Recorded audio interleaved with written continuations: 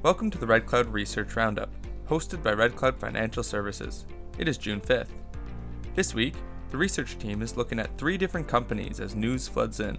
Cerrado Gold recently announced the acquisition of iron and vanadium company Voyager Metals. This is alongside their Q1 financial reports. Mining analyst Tim Lee is here to provide updates on this news, as well as Power Nickel's recent drill results.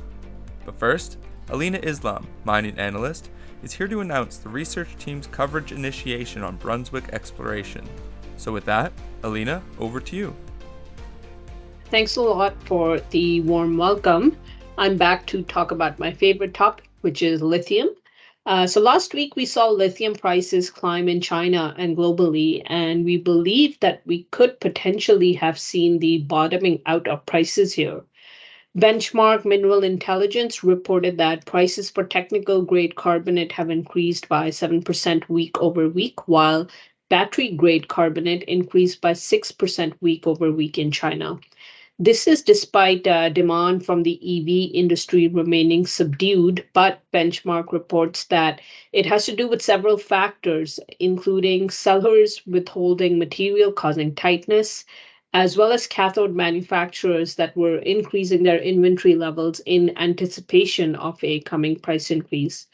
We also saw carbonate prices rise in Europe, North and South America as a reflection of the Chinese and Asian markets.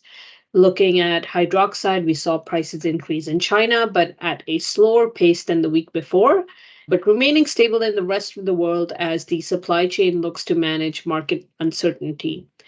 Spodumene prices also continue to increase, with Benchmark reporting that one transaction of in-specification material was completed at $4,900 a ton. So against this positive macroeconomic backdrop, this week I wanted to talk about Brunswick Exploration. I would note that Brunswick is a banking client. So last week, we initiated coverage on Brunswick Exploration with a buy speculative rating and no target price. Brunswick is truly an early-stage lithium explorer with a large portfolio of lithium pegmatite projects in Quebec, Ontario, Manitoba, Saskatchewan, and Atlantic Canada.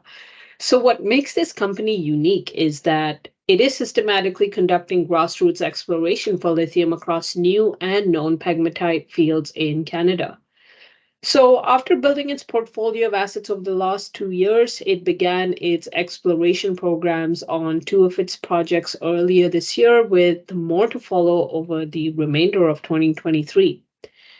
We like the Brunswick story for a few reasons. First, the company has a clear strategy for advancing its projects. It has staked or acquired assets in areas that are prospective for lithium and now has over 650 S-type pegmatites in its portfolio. This is important because only S-type granites can fractionate to produce fluids which generate lithium, cesium, tantalum pegmatites. A key part of the company's strategy includes using modern technology to make quick decisions in the field. So this includes the use of portable equipment like an XRF gun, which allows the field team to identify rubidium. And management has indicated to us that elevated concentrations of this element are indicative of a pegmatite that may contain lithium.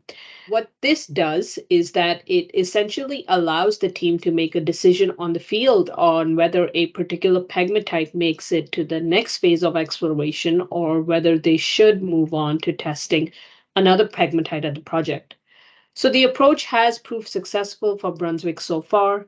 It has moved 2 projects, Anatica West in Quebec and Hurston, Ontario, to the drilling stage within 6 months of acquisition. The second point I'd like to make here is that the management team comprises of individuals that have a stellar history in the exploration and development space, and we believe that the team has the expertise to do it again. Robert Ware's executive chairman was one of the founders of Osisko Mining and was involved in the discovery of Canada's largest gold mine, Canadian Malartic. Killian Charles, president and CEO, was VP Corporate Development for Osisko Metals and continues to be a special advisor to the company. I would point out that the Osisko Group actually owns 10% of Brunswick, while management and insiders own about 35%. So their interests are very well aligned with those of shareholders. And finally, we believe there is upside potential here with several exploration programs underway across its large pegmatite portfolio and a steady stream of news expected over the next several months. So, as I mentioned earlier, for the last 2 years, Brunswick has been in build mode. It's been acquiring assets in areas that are prospective for lithium, but it recently completed a $9.5 billion financing and now has enough in the bank to fund its exploration programs across its entire portfolio. We've already seen the first set of assays from its Anataka West project, and while several intercepts here were greater than 1% lithium oxide, they were over narrow widths. Results from 6 holes here still remain pending. A 1,000-meter drill program is also underway at Hearst in Ontario, and we look forward to seeing these results since chip sampling here at the decoy pegmatite returned up to 5.1% lithium oxide. And lastly, several prospecting programs are underway across multiple projects in Ontario, Quebec, Manitoba, and Saskatchewan to delineate drill targets for the future.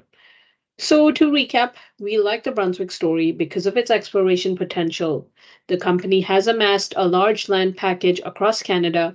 It has identified the right rocks, and with over 650 S-type pegmatites on its portfolio, we believe it is primed to make a discovery, as exploration is really a numbers game. And statistically, at least 1% to 2% of these pegmatites are anticipated to be element enriched.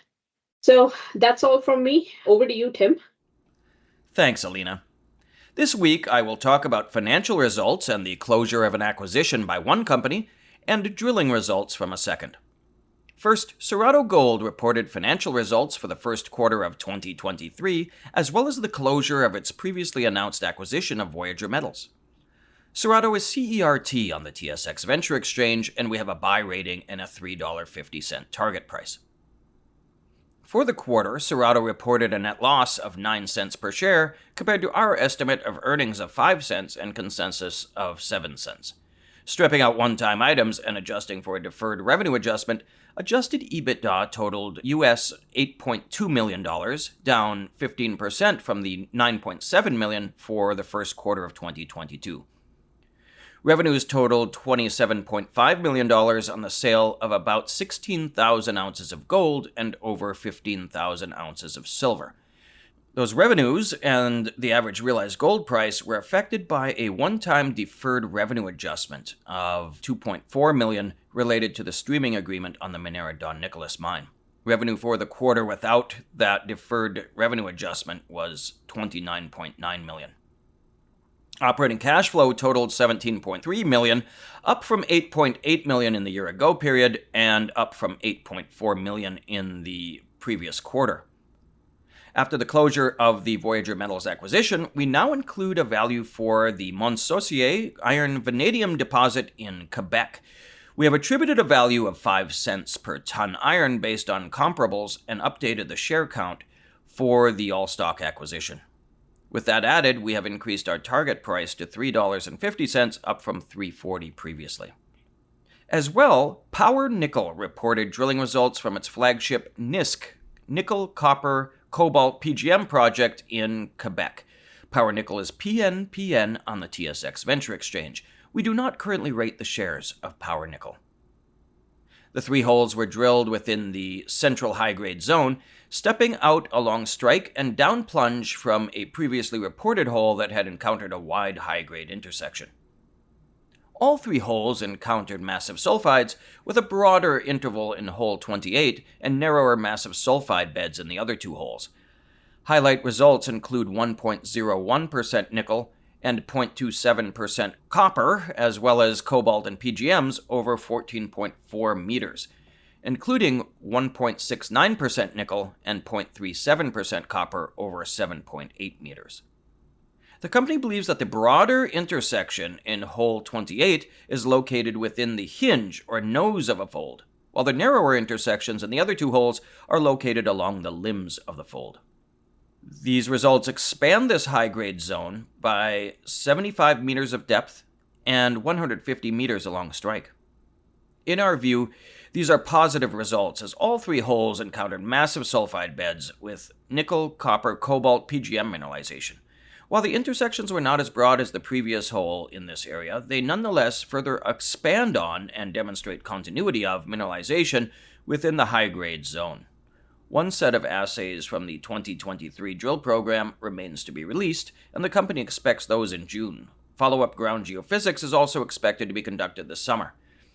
Power Nickel expects to take the results from historical drilling, as well as its own drilling, combined with a new metallurgical study, and ultimately prepare a new NI 43101 technical report, which is expected to be delivered in the third quarter. Thanks for listening to the Red Cloud Research Roundup podcast. We hope you enjoyed this dive into recent notable mining news. Remember, you can join us every Monday for new episodes, and as always, you can head over to redcloudsecurities.com to access our research portal, to read full disclosures, and to sign up to our email list. That's it for this episode, and see you next time.